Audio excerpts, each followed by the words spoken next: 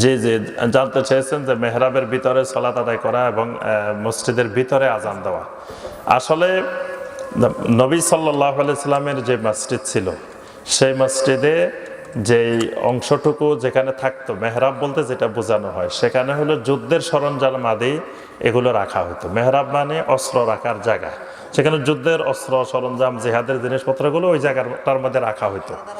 পরবর্তীতে যে অনেকে মনে করলো জায়গাটা যেহেতু একটু সামনে থাকে, এই জায়গাটার মধ্যে ইমাম দাঁড়াইলে তাহলে সুবিধা হয়। তো এক্ষেত্রে আহলুল ইলমদের মতামত হলো যে ওই মেহরাবের মধ্যে যদি ইমাম দাঁড়ায় তাহলে সলাত হবে, সলাতে কোনো অসুবিধা হবে না মেহরাবের ভিতরে যদি ইমাম যায়।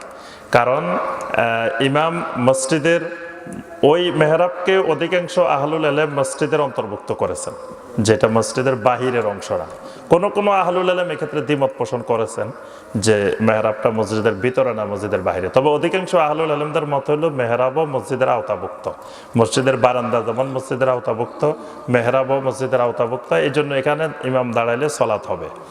আর আজানটা নবী সাল্লাল্লাহু আলাইহি ওয়াসাল্লামের প্রত্যেকটা আজান মসজিদের বাহিরে হইতো, মসজিদের ভিতরে হয়নি।